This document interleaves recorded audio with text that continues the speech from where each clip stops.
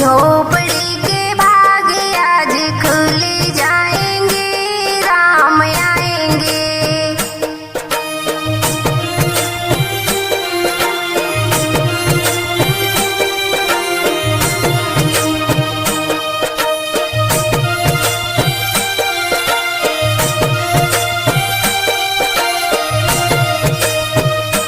राम आएंगे तो अंगना सजाऊंगी, दीप जला के दिवाली मैं मनाऊंगी। राम आएंगे तो अंगना सजाऊंगी, दीप जला के दिवाली मैं मनाऊंगी। मेरी जन्मों के सारे पाप मिट जाएंगे, राम आएंगे।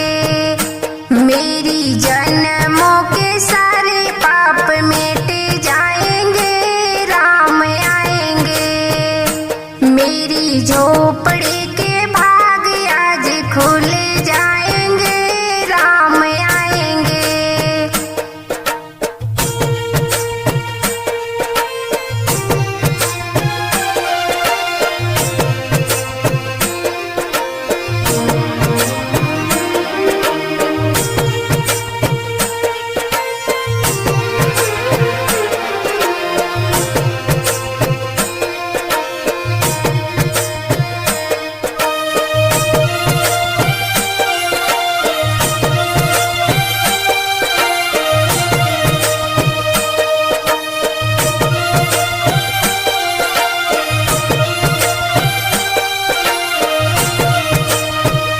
राम झूलेंगे तो पालना झूलाऊंगी, मीठे भजन मैं राम को सुनाऊंगी।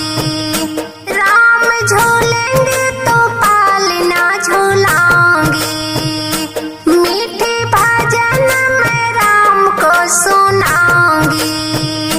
मेरी जिंदगी के सारे दुख मिट जाएंगे, राम आएंगे।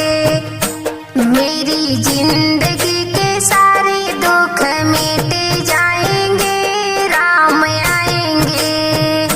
मेरी झोपड़ी के भाग आज खुल जाएंगे, राम आएंगे।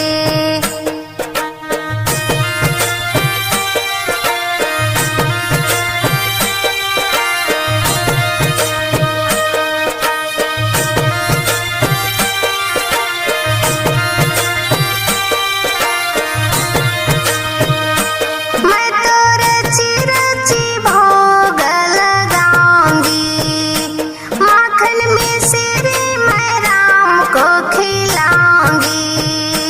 मैं तो रची रची भोग लगाऊंगी, माखन मिश्री मैं राम को खिलाऊंगी।